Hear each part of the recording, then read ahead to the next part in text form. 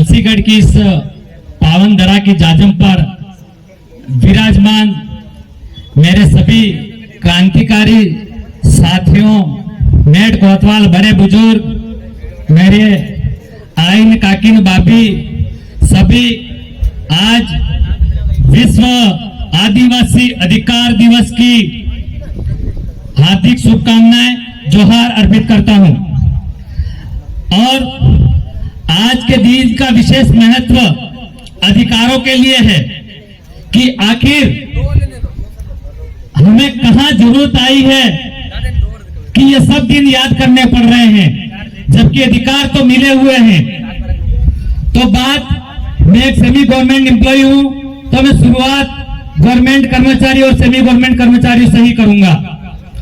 और मैं कहना चाहूंगा कि आज आप कर्मचारी जो हैं, यहां पर जरा थोड़ा सा हाथ खड़ा करके बताएं, कर्मचारी कितने हैं यहाँ पे? थोड़ा हाथ खड़ा करेंगे? आप कोई डरने की जरूरत नहीं है, मैं जस्ट जानकारी के लिए कि गवर्नमेंट कर्मचारी कितने हैं? कोई नहीं है। देखो, एक लीडर और साहसी गवर्नमेंट कर्मचारी दो दिखे हैं मुझे।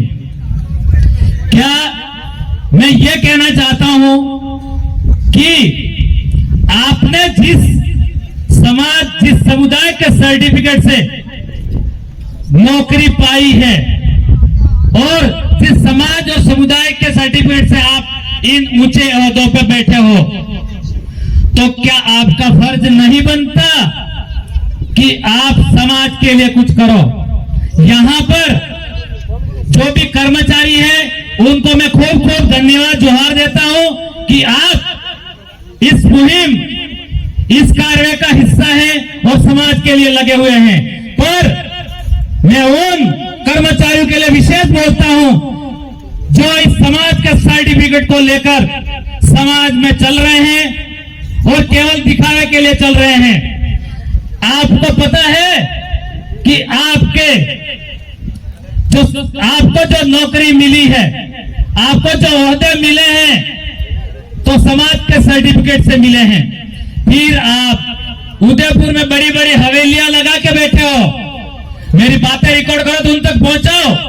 आप समाज के सर्टिफिकेट से आज इन ओहदों पे पहुंचे हो और आप किस डर से अपने समाज के लिए आगे नहीं खड़े हो रहे हो? क्यों? ये होना चाहिए कि नहीं चाहिए? कर्मचारियों को होना चाहिए कि नहीं चाहिए? यहां पर आप सभी बताएं, होना चाहिए? तो फिर क्यों नहीं है? इनसे ये सवाल करो, अपने मिलने वालों से, अपने गांव से, अपने रिश्तेदारों में जो भी कर्मचारी गण हैं, उनसे पूछो, या तो ये सर्टिफिकेट रद्द करा के आप उस सर्टिफिकेट पे आओ जहां पे आप सोचते हो, या फिर हमारे सर्टिफिकेट पे हो तो आज समाज के लिए आगे आओ, नहीं तो आप समाज के लिए कलंक हो, तब्बा हो। ये खुलेआम बोलो, तब ये निकलेंगे, नहीं तो नहीं निकलेंगे। घरों में दुबके रहेंगे और अपनी फैमिली के वहां दुबके रहेंगे।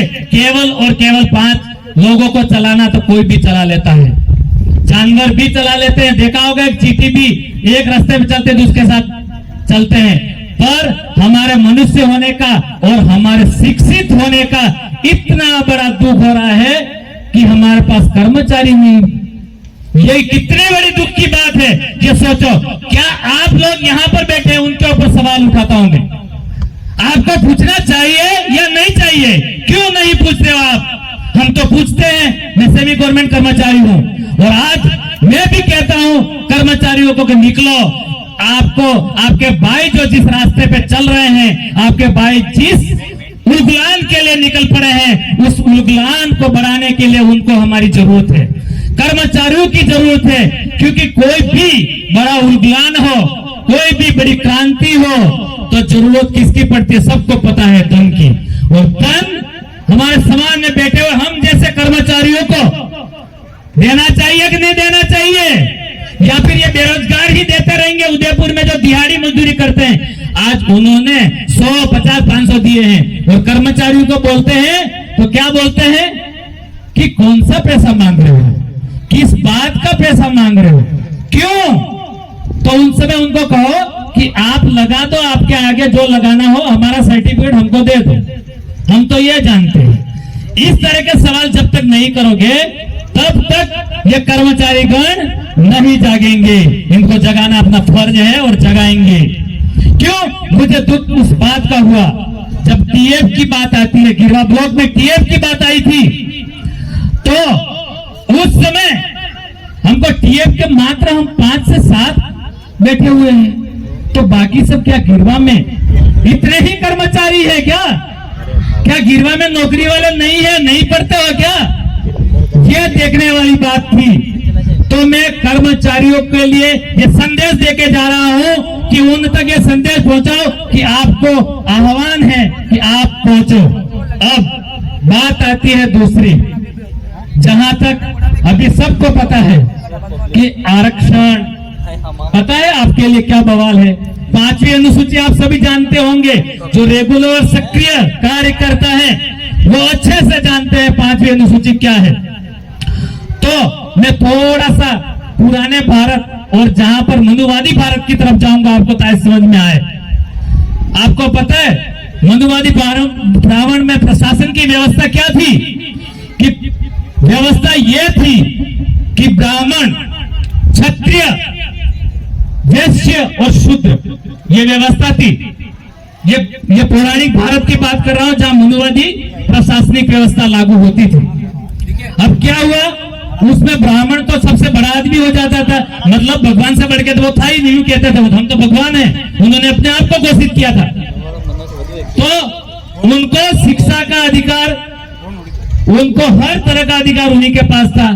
फिर आ गई क्षत्रिय की बात, तो क्षत्रिय राज व्यवस्था संभालते थे। और तीसरा वैश्य, वैश्य अर्थव्यवस्था को देखते थे। और लास्ट में कौन आ जाते थे? ये हम। इनके साथ क्या होता था?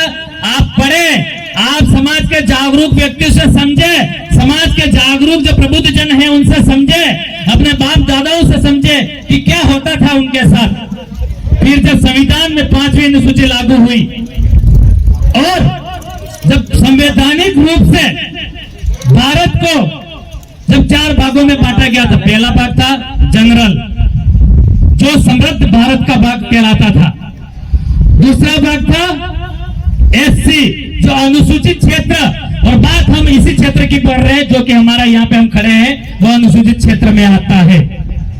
तीसरा अनुसूचित जनजाति क्षेत्र, और चौथा आता था धारा 370। बस मैं इसी के माध्यम से बोलना चाहता हूं कि धारा 370 आपने 2019 में खूब तालियां बजाई होगी। और जानकारी के लिए बता दूं यहां पर, और मैं भी एक बहुत बड़ा अंधभक्त हुआ करता जो आज एक क्रांतिकारी हूं, और हमने भी तालियां बजाई थी, बालियां बजाई थी, सब बजाया था। धारा 370 जब कश्मीर में हटाई थी, बजाई थी कि नहीं बजाई थी कि मोदी जी ने बहुत अच्छा कर दिया। अब कांटेक्ट करना, कश्मीर का कोई साथी मिले, कहीं लिंक हो तो पूछना कश्मीर में क्या हालत हुई है। तो अगला टारगेट आप मान लो कौन है। दूसरा क्षेत्र क्या था? उल्टा चलो, 370 हट चुकी है तो अनुसूचित क्षेत्र हम टारगेट हैं। साथियों हम टारगेट हैं, मतलब हमारा आरक्षण टारगेट पे है। और अगर हम इसी तरह से नहीं जागे और हम सोए रहे तो आगे आने वाले कुछ ही सालों में, मतलब 2030 का इंतजार कर लो, दिहाड़ी मजदूरी नहीं, टोकने के लिए खड़े हो जाओ। मैं यही कहना चाहता हूं।